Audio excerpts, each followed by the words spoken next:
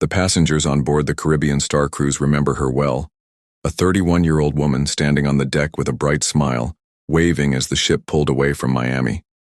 To anyone watching, she looked like just another traveler chasing the perfect vacation, drinks by the pool, late-night parties, new friends and new memories. She was alive with excitement.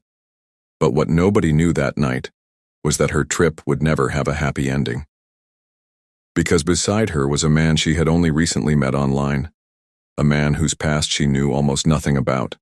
She laughed at his jokes, held his hand, and let herself believe she was safe with him. Days later, the cruise ship returned to shore. Families rushed off with souvenirs, couples walked off arm in arm, and the ship prepared for its next journey. But she wasn't there. She never came home. Instead, investigators were waiting with questions, because only one person stepped off that ship alive. And it wasn't Danielle Harris. Danielle Harris was 31 years old from Charlotte, North Carolina. Friends described her as adventurous, always chasing the next trip, the next thrill, the next story to tell. She worked a steady job and lived a quiet life, but after the end of a long, complicated relationship, she was ready for something new. That something new came in the form of an online dating match. His name was Derrick Cole. Charming, confident, the kind of man who seemed to know exactly what to say to make her feel wanted. He promised excitement. He promised escape. Within weeks, Danielle was swept into his world. When Derrick suggested a Caribbean cruise, just the two of them, Danielle hesitated. She had never traveled that far with someone she barely knew. But he was persuasive, telling her it would be the perfect way to start fresh, a getaway where no one could bother them.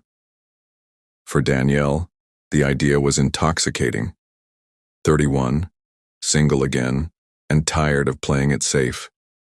She packed her bags, kissed her family goodbye, and boarded the ship with Derrick, unaware that it would be the last time they ever saw her alive. Derrick Cole wasn't a stranger to the spotlight, though not always in the best way. Born and raised in Atlanta, he had a reputation that followed him. Smooth talker, quick temper, and a trail of relationships that ended badly. But online, Derrick painted a different picture. Successful, ambitious, the kind of man who could whisk a woman away from the ordinary. Danielle's friends had their doubts. One even recalled warning her, "You barely know this guy. Are you sure?" But Danielle laughed it off. For once, she wanted to live on her own terms, not held back by fear. The cruise itself was a grand spectacle. Endless buffets, neon lights, and the constant hum of music echoing through the decks. Danielle called her sister the first night, telling her how beautiful the ocean looked under the moonlight. She sounded happy, even a little giddy. But beneath the surface, small cracks were forming. Other passengers would later recall hearing raised voices in cabin 324, the one Danielle shared with Derrick. Arguments that started quietly but escalated into shouting matches, often muffled by the thin cabin walls. To the outside world, they looked like a couple on vacation. But behind closed doors, the atmosphere was growing darker by the day. By the third day at sea, the tension between Danielle and Derrick was no longer hidden.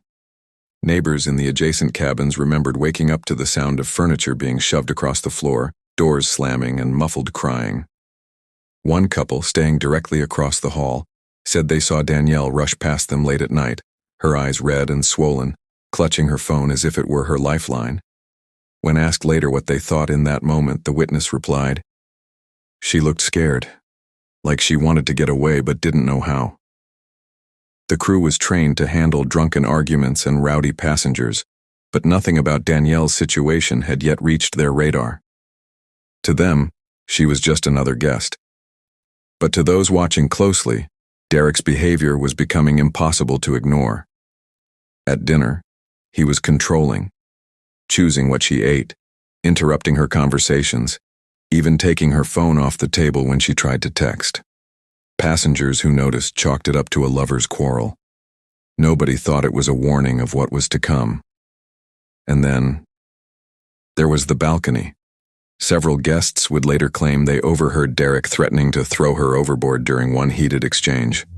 Most brushed it off as drunken talk.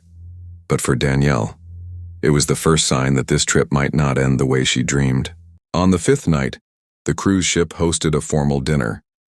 Guests arrived in elegant dresses and pressed suits, champagne glasses in hand, laughter echoing across the hall. But at table 17, the atmosphere was different.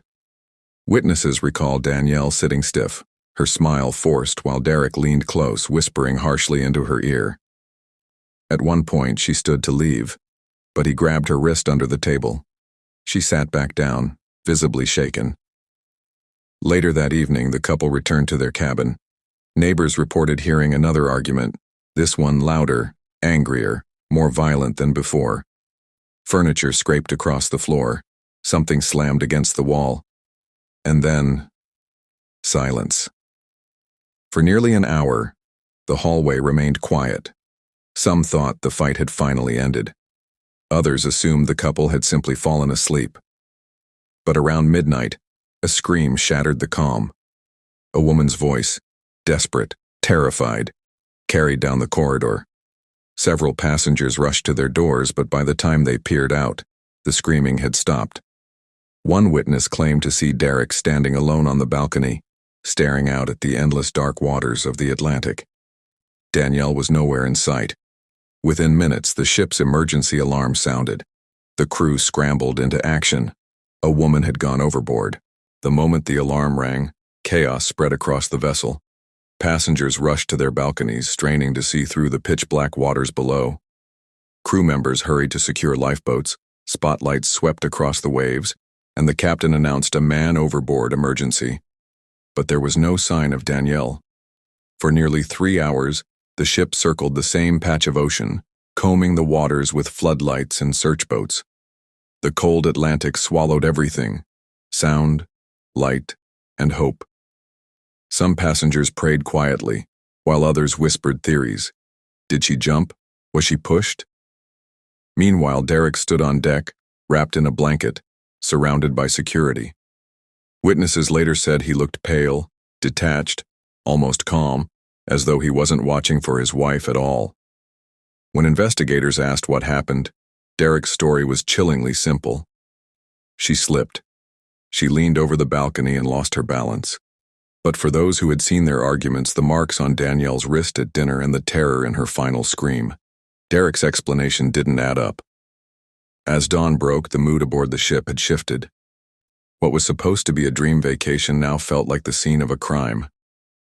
The crew quietly ushered passengers away from Derrick, who remained under constant watch by security.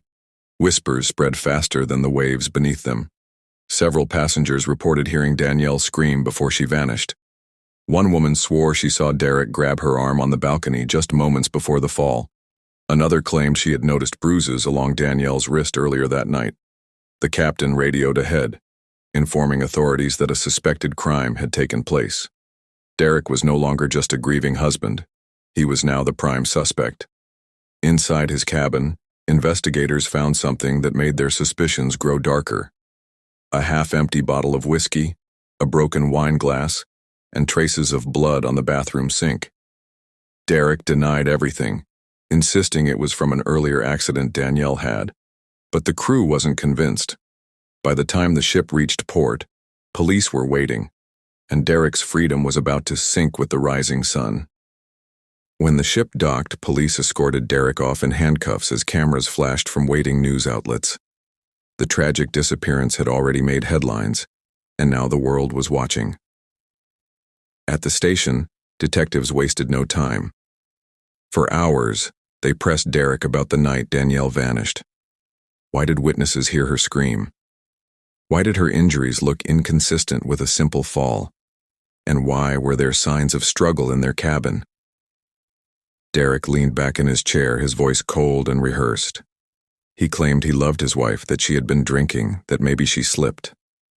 But when detectives confronted him with photos of Danielle's bruised arms, his confident facade began to crack. Still, he didn't admit guilt.